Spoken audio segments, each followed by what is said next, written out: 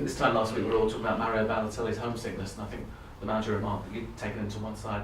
The manager, and talks about the experience of Cristiano Ronaldo at Manchester United.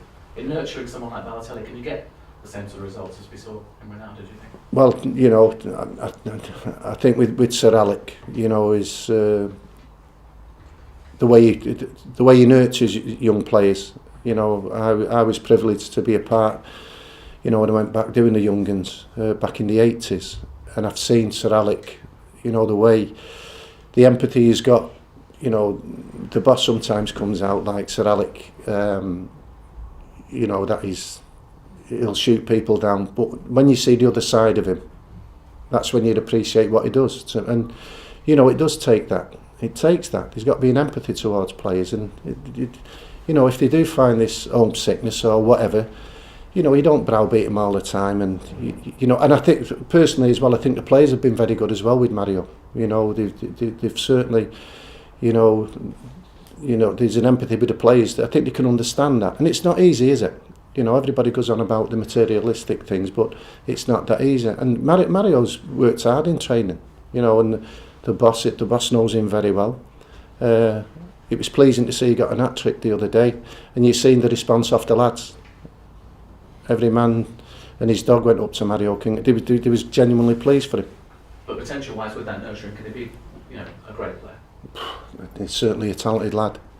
In the way that I've seen Mario in the games and training, he's certainly technically he's a very, very talented boy. No doubt about that.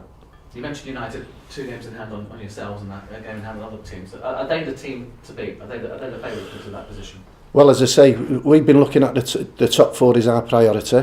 Take it from there. It's obviously Manchester United's to lose now. You know, you can't get away from that fact. You know, it's up to, you know, it's in Manchester United hands now, and it's for them to lose. They've been round the block. They know how to win leagues. You know, they've been there. Same with Chelsea in recent years.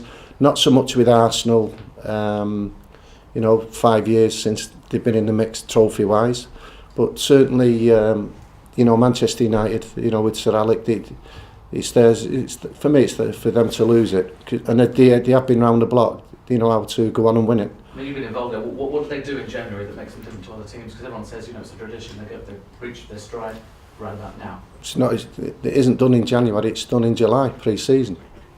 You know, everybody gets kidded by, oh, you win it and you start back in July. That's when your preparation starts, and you've got to go on from that.